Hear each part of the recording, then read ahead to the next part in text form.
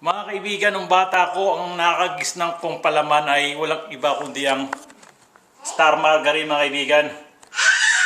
Yan palaging pinapalaman ng nanay ko sa pandesal na aking kakainin. Halika, subukan natin ilagay sa pandesal itong Star Margarine. Ayan po mga kaibigan. Kukuha tayo ng pandesal. Ayan po. Yan po ang ating pandesal. Yan po ang pandesal natin mga kaibigan. Yan po. In-slice natin. Ilagyan natin ng Star Margarine mga kaibigan. Yan po mga kaibigan.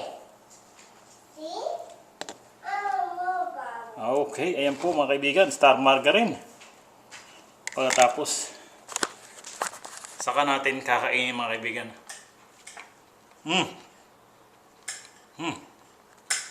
Sarap nitong pandesal na ito mga kaibigan.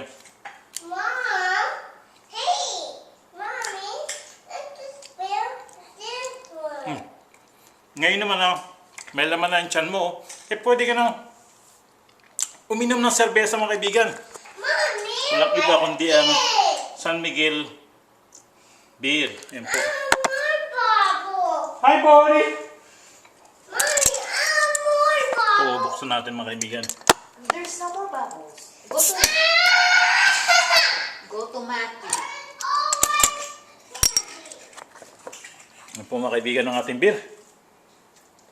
Isalin natin dito sa baso na ito na may ice. Ayan po mga kaibigan. Okay.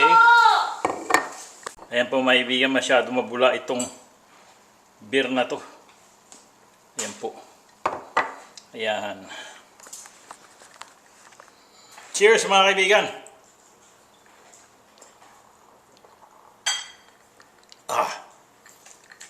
Ngayon naman na uminom na tayong serbesa, pwede man tayo mamulutan mga kaibigan. Tama-tama may mga pulutan tayo rito. Ayan po, tilapia, pusit. Siyempre kailangan may konting gulay o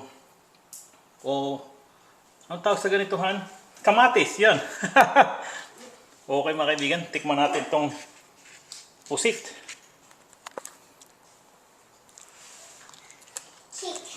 Good.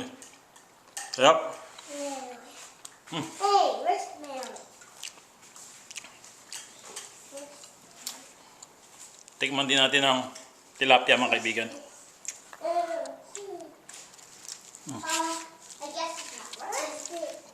Where's bacon? Lagyan natin ng konting kamatis. Saka natin kainin mga kaibigan.